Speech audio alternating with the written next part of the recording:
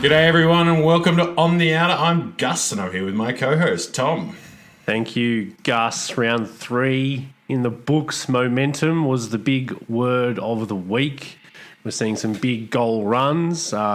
St Kilda, I think, was it 10 goals in a row against the Tigers. Both Carlton and Hawthorn having their run, as well as Collingwood and Geelong. So we're going to talk about that. Plenty of discussion about what could be causing that and what clubs could do to stop it as well. What else caught your eye, Gus, in a big round 3? Yeah, I think another interesting thing to have a look at is the ladder, and particularly those 3 teams at the bottom of the ladder. 0-3 for Port Adelaide, West Coast and Essendon. I think 3 very different 0-3s though, and 3 very different situations. So an interesting little chat that we can have about that. We're going to acknowledge the big news of the week, but not much from us about that. Just put that on the agenda, Tom. Talking about Cyril, the Cyril yes, Rioli, of course, the Cyril Rioli situation. Yep. We've also got a very exciting news for one player, which is our first induction for the On The Outery's nominations this year. So we'll look forward to sharing that towards the end of the show.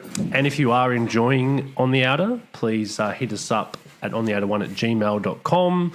YouTube, have a look on there. If you haven't already, it's really gone gangbusters. So check it out. Hit the subscribe and also check us out on iTunes, Spotify, all the rest of it. You'll also have to excuse me with some background noise because my dogs are fighting. So yeah, you just have to hear that a bit. All right, Tom, let's kick it off with our discussion about momentum, the big comebacks, the big swings that occurred in three games this week. I guess we'll talk about the Showdown a little bit as well because that was probably the other really fascinating result of the round. But let's start with Collingwood and Geelong, the big running over the top by the Cats over the youthful Pies. Yeah, it was very, very impressive. And also, let's not forget the Pies' big run in the third quarter as well. So we sort of saw both sides have a real crack in that game. Geelong, too good in the end. An amazing final turn from Jeremy Cameron. There's a lot of talk in the pre-season about how fit and ready he was for a big year and, obviously hungry after what happened last year in his first year at Geelong. And then I've had a bit of an unfortunate incident. Had to go to hospital in round 1, but seems to be right back to his best with that performance. So if that's a sign of things to come, could be a big year from him. And I just think interesting one with that game as well, the way that, you described it then as that the experienced Cats were able to kind of work the youthful Pies into the ground and run over the top of them. And then we heard in the Richmond St Kilda game, it was like, well, the Richmond were too old. They couldn't go with the youthful Saints. They can develop that to fit the narrative either way. But, we're seeing some big runs. A lot of talk that it might be to do with the 6-6-6 as well. So I'm not sure if you have any thoughts on that. I think that plays a part in it because in the old days before the 6-6-6, Collingwood puts a seventh or an even eighth defender back in those last 5-8 minutes, and Geelong still could have won, but it just becomes a lot harder. So the scores from stoppage are nearly the tail of this year so far. Yep. Like scores from set of bounce, scores from stoppage. So that has been really significant, and we saw that in the Cats. They were just winning it out of the centre, and then, this is why Geelong went and got Jeremy Cameron, right? Like this performance, he is the kind of star that can legitimately win a game off his own boot. And there's not many of those around, as we know, and Geelong probably have 3 of them, which is pretty annoying. But I think this was. You talked there about the narrative with the Tigers and the Saints. Collingwood a lot younger than Richmond is old, if that makes sense. The Collingwood is a really young side, and it wasn't that surprising. I'm not sure if that many people were sitting there at 3/4 time. I think it was 30 points at that point. and didn't think Geelong would have at least a run in them. I'm not sure if many people were going to say, oh, they're going to win the game. But I don't think anyone was sitting there saying that it will end up being 30 or more. Like, Geelong are going to close this gap a little bit. And once that started happening, it just started to... The whole tide just turned, and as we were talking about, momentum shifted, and suddenly Cameron's kicking goals and taking marks. Yeah, and we're seeing, like, with the... You talk about goals, Addison, and clearance.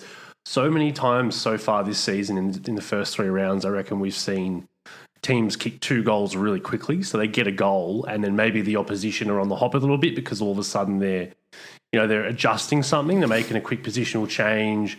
They're just resetting, figuring out what went wrong there. And then all of a sudden, the team that's just kicked one has got the ball out of the middle again, and they've got another shot on goal. And, like you said, we don't have that opportunity to put a player. You still get a player behind the play, but it takes, a few seconds to kind of get there. Whereas, back in the day, you could start with, 8 or 9 behind the ball if you wanted to. There's no law against that, whereas now there is. So, yeah, I think we are starting to see some pretty significant impacts from it, which is great because momentum's fun. And it's always one of those things that's like, it doesn't really, exist. Like, you can't point to what actually it is. There's no stat kind of thing to back it up. But although, aside from the pressure meter, which we decided was like the momentum meter, really. Yeah. But whenever, I've always been a big believer in it in games, and you really do see a lot of it. I think it must be a bit to do with confidence as well.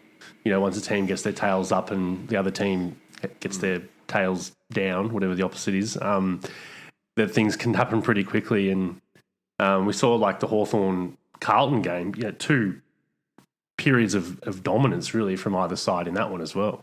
Yeah. Well, I mean, Carlton almost pulled a Carlton in that one. I mean, they kicked, I think it was 7 goals to 1 in that first quarter, and then really just went to sleep, and allowed Hawthorn to get right back in the game. Hawthorn are playing a very weird game style. I'm not sure that it's necessarily sustainable long term, but they essentially concede that midfield clearance, well, not concede, but they are much less fussed about the midfield clearance, contested possession in the middle, and then they'll win it back off half back and really burst it out of there. So it's a little bit like Richmond, except Richmond did it with kicking, whereas they're doing it with athleticism and speed. Now, I'm not sure that, as I said, is a sustainable long-term kind of plan, but it certainly allows you the ability to score goals quickly. And that's what we sort of saw. I think they kicked 7 of the next 8 after that 7-1 first quarter, and then Jack Silvani slid one through, and that was just enough. But geez, that was almost one of those performances where the team that won doesn't feel great, and the team that lost feels pretty good about it, if that makes sense. Yeah, probably from an outsider's point of view, I'm sure Hawthorn were gutted, but yeah, you're right, they did incredibly well. I thought the 2 marks in that last sort of minute, the Wiedering mark and the Mackay mark on the wing were really, really telling as well in that.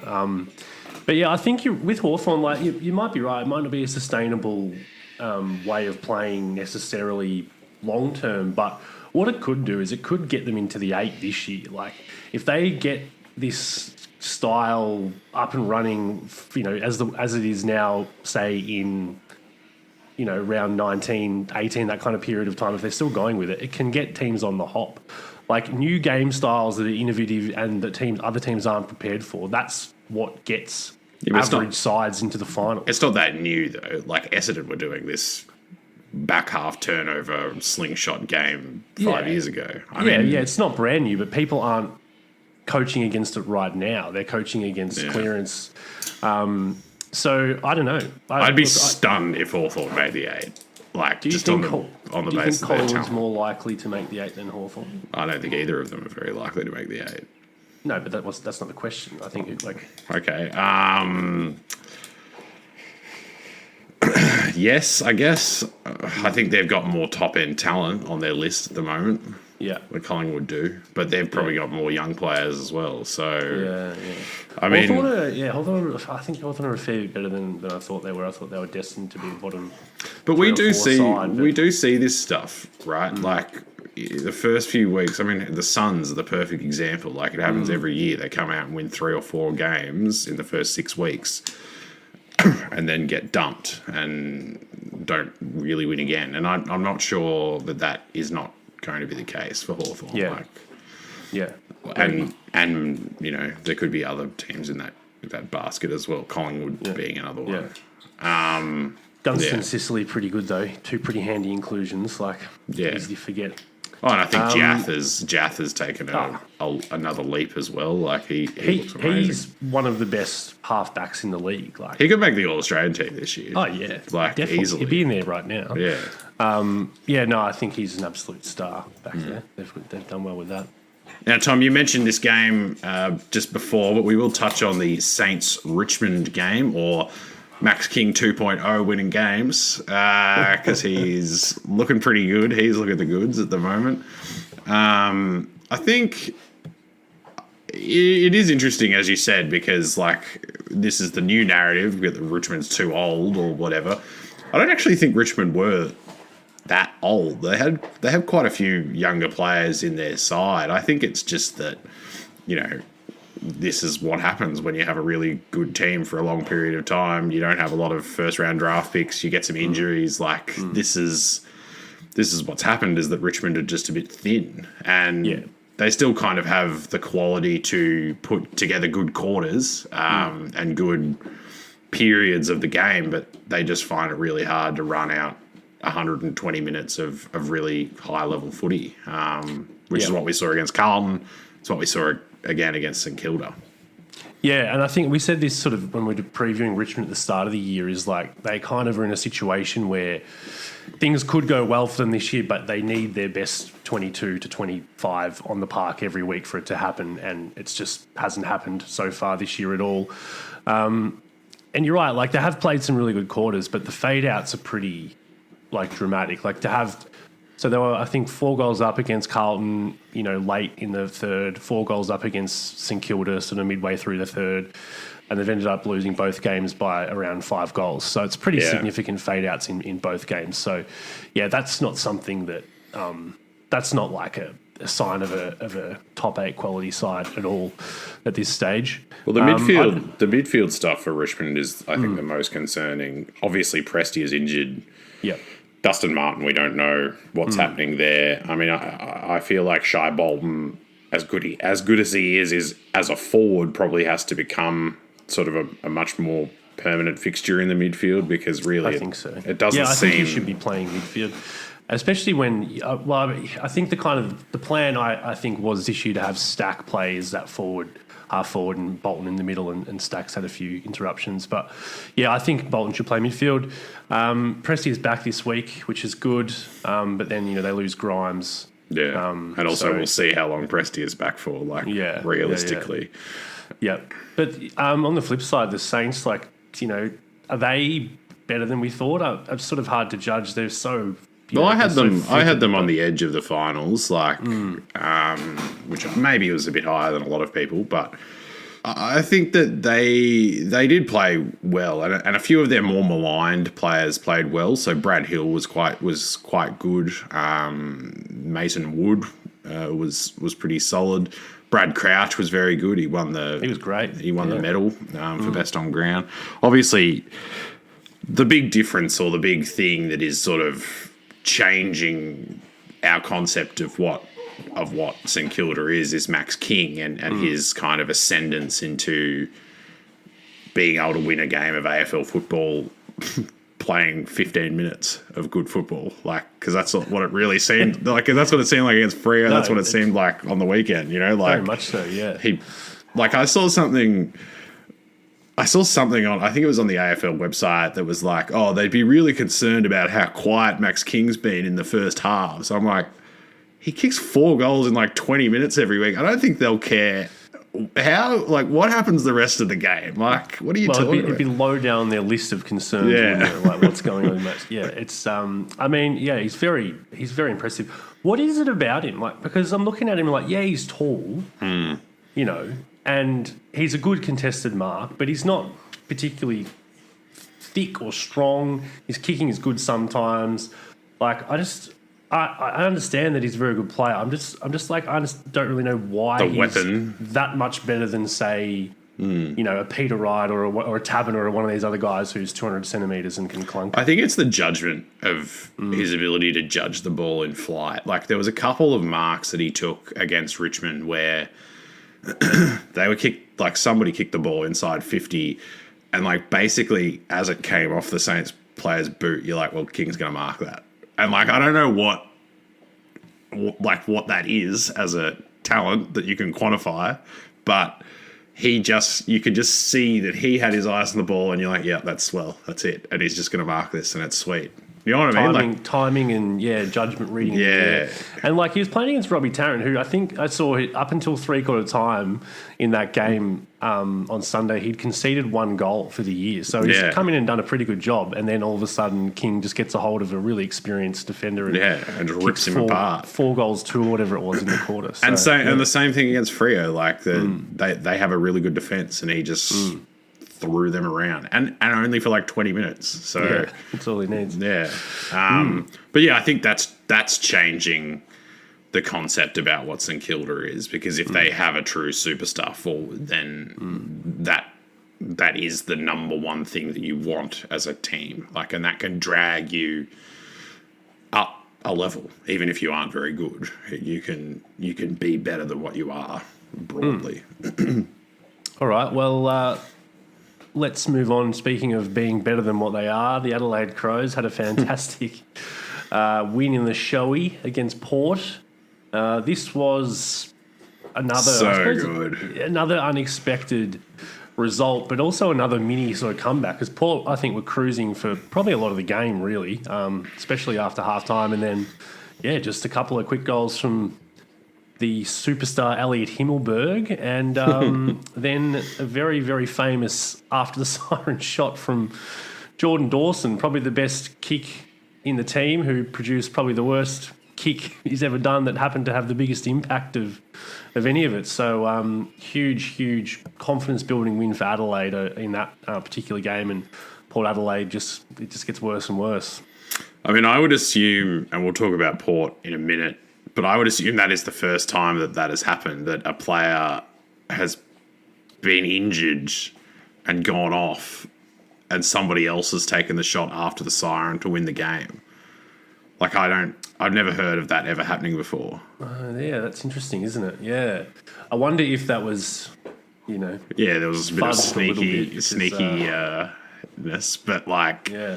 Because it was Lachlan Murphy, I think, and I mean, Lachlan Murphy's a fairly solid player, but I probably wouldn't be backing him into kicking a goal from whatever it was, 52 metres out. Yeah.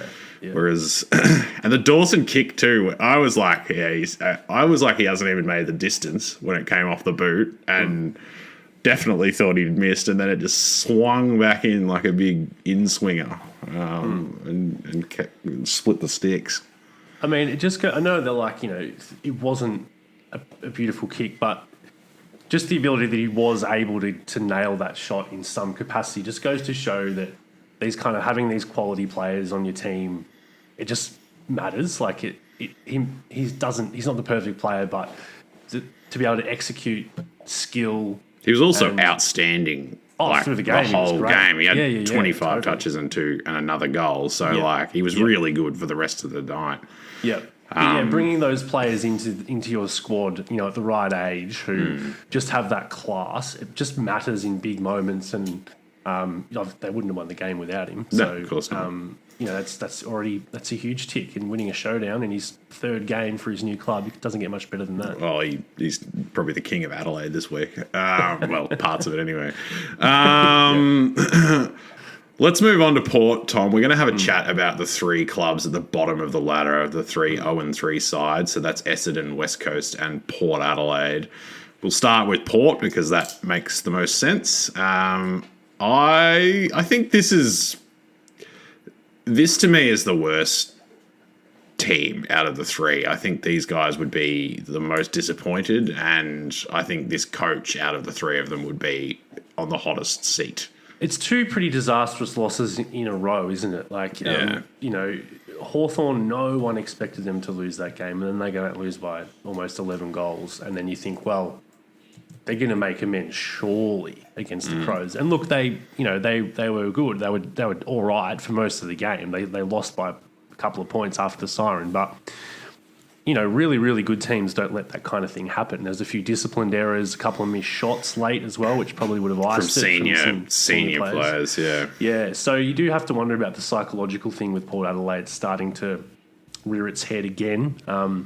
And I think Hinkley, he's in trouble, but the narratives just start so early these days with these sort of coaching moves. And it's really come to light, it's only taken a few losses for so much disdain from the supporter groups. Like, I know that he's had his detractors within the supporting community for a few years, but it's almost like to a man they want him gone. I don't really understand that. Like, I know he's been there a long time, but can you sort of explain that to me? Because it seems to me like he's just probably a pretty good coach. Like, he's got to be better than most other people who aren't coaching. Well, I reckon it's probably because it's been there. Like, I think before the start of this season, and we talked about it on the show in our preseason start, there was kind of an implicit understanding that if things didn't go great, Hinkley was probably on the way out, right? Like, I think there was this underlying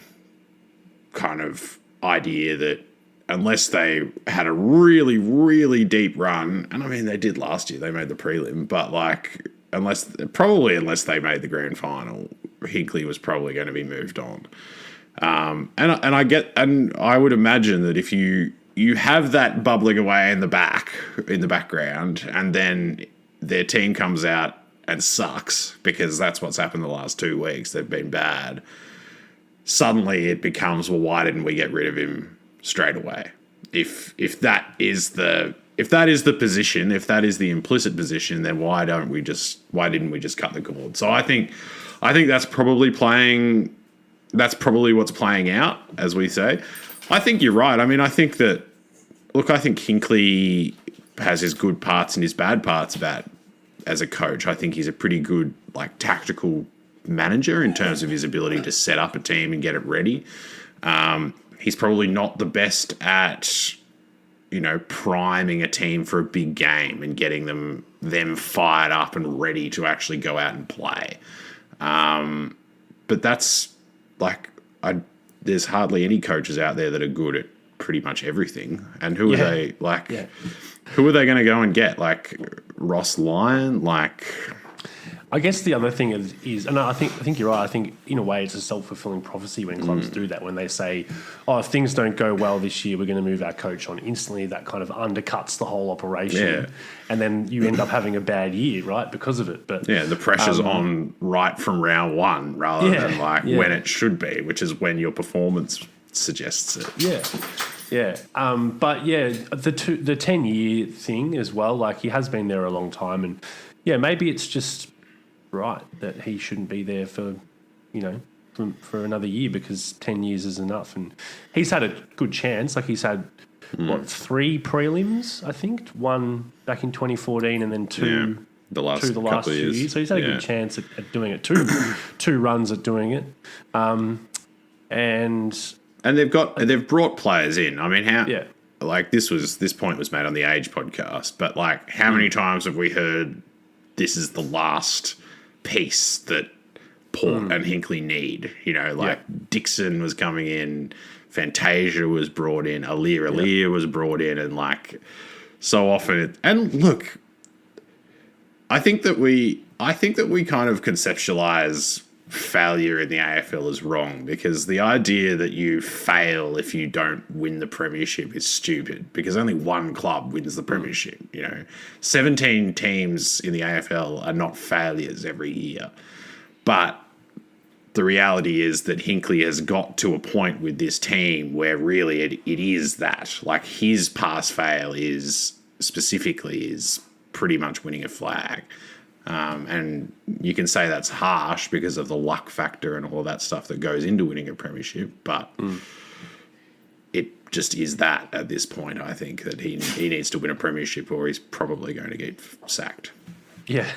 Yeah, probably. I think you're right. It's pretty rough. And that's right, but that's the end of that's a combination of 10 years. It's not a vacuum thing. And they come out, they're going to play Melbourne this week. So, Yeah.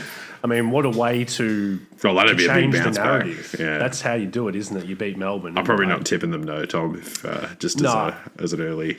No, I don't Early think so. insight. No, but it would, it would be the way to do it, wouldn't it? All right, we'll go just quickly onto the other two bottom, or the other two zip and 3 teams. West Coast, very, very weird situation. I saw a report just this afternoon that they're basically all back training. I think there was 4 players who weren't at training today. There's 4 that are still in isolation from last week, and then another 4 who aren't training for other reasons, like Campbell Chesser and Greg Clark and a couple of other fringe players who were injured. But it sounds like they could get their squad back sooner rather than later. Unfortunately, they're already in a really difficult position. So even if they do get a relatively good run with injury and COVID protocols from here on in, they're starting the season basically 3 weeks later than everyone else. Yeah, and they've already lost to Freo in a derby, which is a game that West Coast would sort of be saying we need to at least, we need to win, basically. They would expect to win. Yeah, and they've lost to North, who, on the basis of this weekend's performance, are awful. The Suns, was it, in round 1? Yeah, exactly, the Suns. So that's 3 wins that they probably would be penciling in. Yeah, so it's shocking timing as well as, obviously being a terrible situation. I mean, I don't think we can rate. Look, we thought West Coast were going to be bad before this all happened. But how the hell do we even know? We've got no idea how good or bad West Coast are as a club, as a team at the moment, because haven't seen anything. We've seen Stephen Gyro running around for them and Declan Mountford, who are not even AFL players at the moment. So, yeah, I mean, there's the one thing, and obviously this is a curated media narrative, but I am impressed by the fact that they haven't complained. This is a response. This is a response to the fact that they were complaining so much last year. So I am tempering my praise a bit with that acknowledgement. But it is good to see that they aren't just out there whinging about how hard it all is. And the senior players have stood up too, Shannon Hearn and Jeremy McGovern were awesome on the weekend. They were so good, and this is the sort of thing, especially for those 2 guys who've done everything in the AFL, they're all Australians, they've won a premiership. You could imagine that those sorts of players would just sort of put the queue in the rack a little bit until the team got back and they could actually play. But they were. I said about McGovern last week, he was playing on 8 different blokes, it felt like at times, he was the whole defence. So, yeah, I am impressed by some of the stuff I've seen from West Coast, but we'll have to find out how good they are next week, hopefully, when some of their players come back. Yeah, hopefully they get a proper judgment soon. And the Bombers, Gus, sitting 18th on the ladder, but it's got to be said, I don't know that teams often get scheduled 3 of the 4 preliminary finals I'm in the aware first of it. 3 weeks. I know that, many people tip Essendon to be sort of competitive with those top teams this year at least, and then they have been competitive in 2 of the games.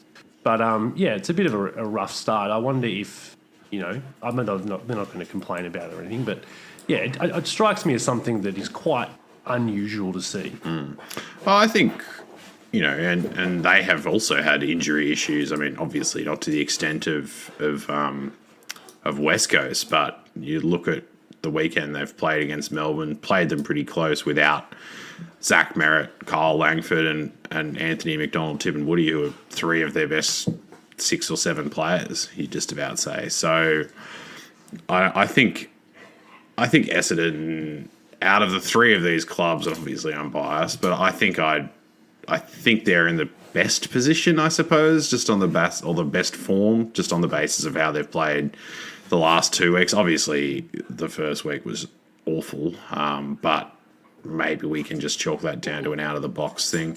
Look, they've got Freo and Adelaide at home in the next 2 weeks. They need to win both those games to sort of solidify that as a reality. But if they're 2 and 3, that's a really different situation. You know, like they can absolutely make finals from 2 and 3. So yeah. The questions only come if they, in particular, if they lose to the Crows this week. That's when you can really start looking at it. But I think it's fine, and I also think Peter Wright is having a really good season. Absolutely, he's breakout year, really. Every week, kicking goals every week, which is what the Bombers needed. So, I think we can hold fire on them. It's an interesting position to be in, but we'll go now to one of the sort of bad news stories of the week, Gus, and probably one of the bad news stories of the year, which is the revelations from Caroline Wilson in The Age about Cyril Rioli and his bust up with Hawthorn, which came prematurely, most would say. At the age of 28, he retired from the game, and it's now emerged that the main part of that was him wanting to get away from Hawthorn and losing his interest in playing footy because of some of the racist events and comments that were made across his career, particularly in the latter few years of his career. I just think this is a really sad situation, and I think Hawthorn fans in particular would be absolutely devastated by this. Look, there's always been a few rumours floating around about Hawthorn and their relationship with Indigenous players over the last decade. Those rumours appear to have been now founded in truth because we've seen Cyril come out and make these claims, and his wife Shannon. The fact that a 28-year-old superstar and one of the best Hawthorn players of all time, like this isn't just a champion of their recent period, it's one of their greatest players, was driven out of the game at 28 years old because of how he felt turning up to work, it's not, embarrassment doesn't cover it, but that's like as best I can do with my limited vocabulary, is that it's an absolute embarrassment and an indictment on the club, the leadership of at the time in both, you know, at board, well, not just both, but board level, coaching staff and players. They talked about that 2013 situation where a teammate made a really cooked remark about another player's wife. That 2013 leadership group was Luke Hodge, Jared Roughhead, Jordan Lewis. Like, this is not players that we don't know of or don't have big profiles. Like, we know who these dudes are. We've lauded them in the past as being great leaders, and they would all be feeling pretty bad about this situation at the moment. I would hope. And if they're not, then that's even worse. No, I think there'd be a lot of embarrassment, and rightly so. And let's be clear, like this is a league-wide issue. I know that Hawthorn, there's been rumours, as you said, and same with Collingwood. But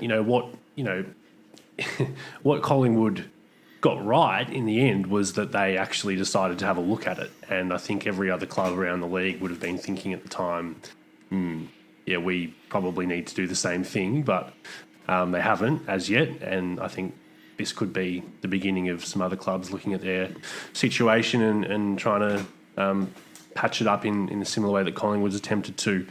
I also think that, I've said this last week as well, but I feel like Sam Mitchell started from such a low base in terms of how he was viewed by the football public, particularly last year. And he's already kind of hit a few markers in my mind that seem that he's winning people over. So I think that's pretty impressive with the way he's handled the situation. I'll just urge everyone to read the article because there's a lot of hot takes taken from Caro's piece, clearly from people who hadn't read the article, that had just read that initial allegation about the quote-unquote airport incident and had just absolutely no understanding of what had actually taken place and why it was such a big deal. So really everyone needs to read the piece because that's the only way you can get the full context and understand the full gravity of the Rioli's position.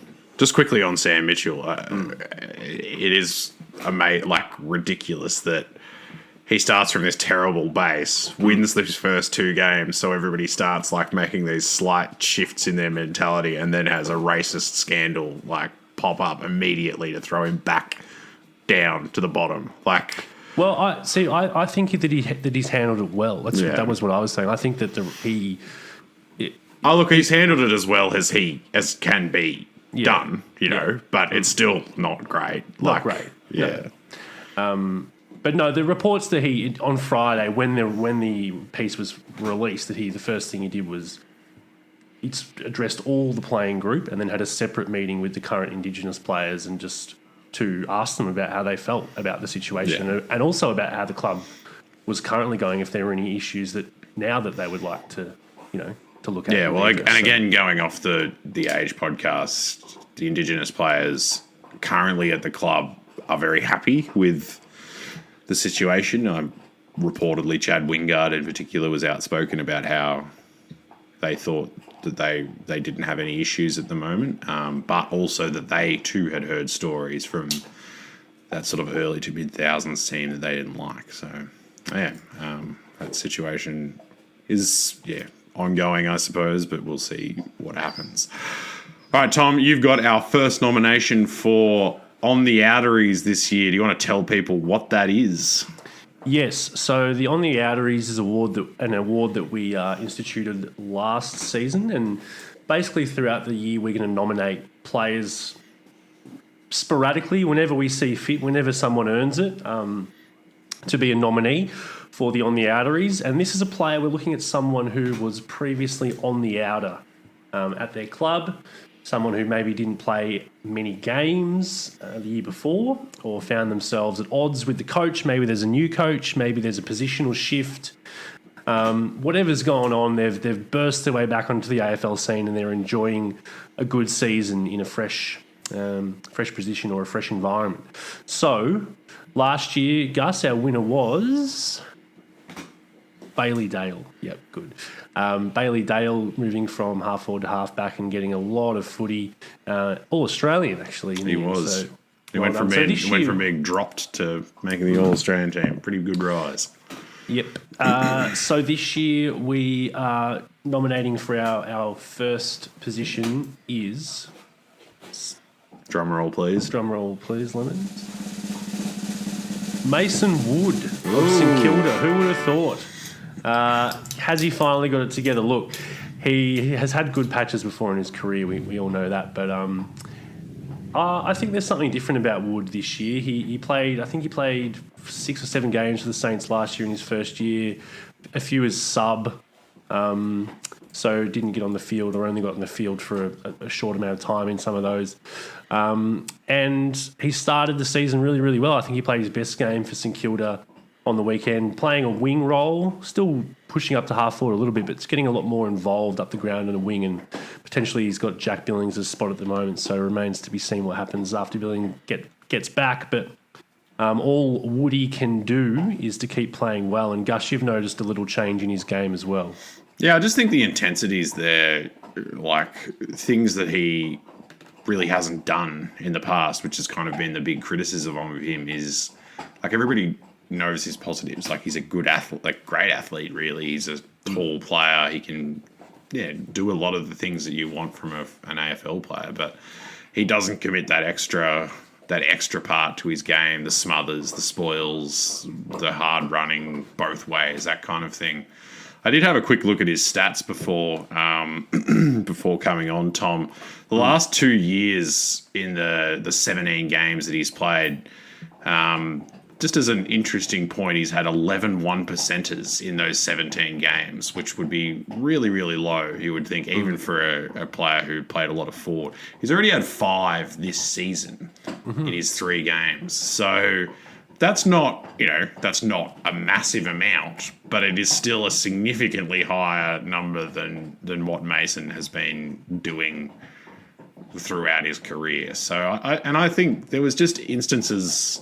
There was one play on the wing where he smothered and then followed up and had a second and a third effort. He didn't even win the ball, but that kind of effort has just been lacking from him. I mean, I feel like Mason Wood's been breaking out for a decade. So he's definitely a wait and see, but he certainly deserves to be an On The Outery nominee at this point. Well, congratulations to you, Mason, and hopefully you can come away with the gong. But I'll have to wait till the season to see who takes it home. All right, keep sending in any suggestions as well if you have any through the season and any players from your club or anyone around the league that you've noticed. Reverse shine a light, Gus.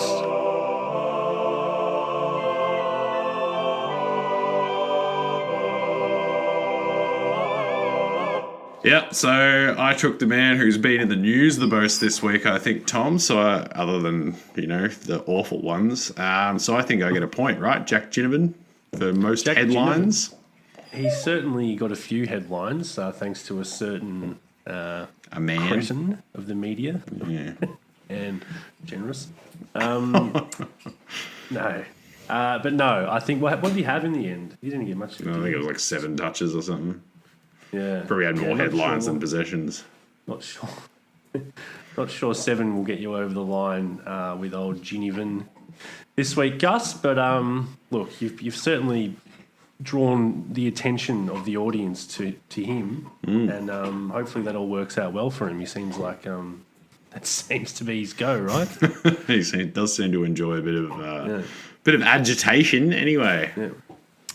All right. Well, I had Marlon Pickett for the Tigers against the Saints, who he's played well against in the past, and he played well again this week. I think he was probably Richmond's best player on the day. Didn't necessarily rack up huge amounts of stats, as he never really does, but also just very involved. I noticed there was a couple. It's like that bounding run from half back where he ran about 35 metres without bouncing the ball before. He ran it from like full back to full forward. Unfortunately got pinged, gave away down the field 50, but despite all that, I think he was very good, and he was named in the best as well. Well, you know our rule, Tom. If he was named in the best, he does get a point by the nature of that. I don't know. I think, obviously you get a point. I think maybe his indiscretions almost outweighed his value, but let's go with it, I suppose. Yeah, so he was certainly very involved in the game. Yeah, he was definitely around. He was there. All right, well that'll do for that one. So we've got to pick our ones for next week. Tom, do you have yours already? Yep. All right, off you go.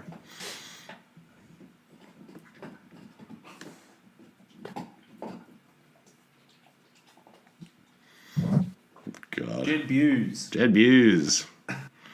You wear it on your head. Yeah. Look, I'm not picking this on any basis, really. I think he had 10 possessions last week, and he's playing against Brisbane this week, who are a bloody good side. But I just got a feeling, I feel like Busey just has these random games a few times a year where he'll all of a sudden get 25 touches and kick a nice long snag on the run. So I've got to, I'm punching him in for one of those games this week. Yeah, you basically you either get a Tom Atkins or a Jed Buse game, and you've sort of just got to work out which one of those is going to be good. I'm taking. I'm going to take Hayden Young from Freo. They're playing the Giants. I think that the Giants play. I'm not sure if Matt Flynn was coming back in and they were going to play both Bruce and Flynn, I'd feel really, really confident about this, because that's a super tall forward line, and Young would be able to get off the chain off half back. But I think that he's still good enough, even if they don't. He's got a lot of talent. They like to feed him the footy coming off half back. Nathan Wilson's still out, so he's being utilised as that kind of kick mark player. So yeah. Hayden Young. Youngie. Yeah, he started the season well. They've got a few of those guys back there, Freo, and they're all pretty good kicks. So, doing well there. All right, Young v. Buse. Young Buse. And it's 1-0. All right, Tom, anything else you wanted to touch on before we finish up the show? No, that's it for me this week. Gus? All right, as Tom said at the start, you could hit us up at ontheouter1@gmail.com or any of our socials. Give us a like or give us a subscribe, really. That's what we really want. On YouTube or any of our social or any of our channels where our podcast is, if that's what you prefer. But we'd prefer you to click on the YouTube subscribe button because that's really our jam at the moment. It's where the magic happens. Yeah. And you get to see us like this every week. And Gus is wearing a suit, so if you're on the podcast, you're missing out on that. Yeah, missing out on me being in a suit, which is, well, now it's common, but it wasn't previously. Straight from court, was it, Gus? Something like that. All right, everyone. We'll be back for our regular tips show on Thursday, but until then, we'll catch you later. Ciao. Ciao.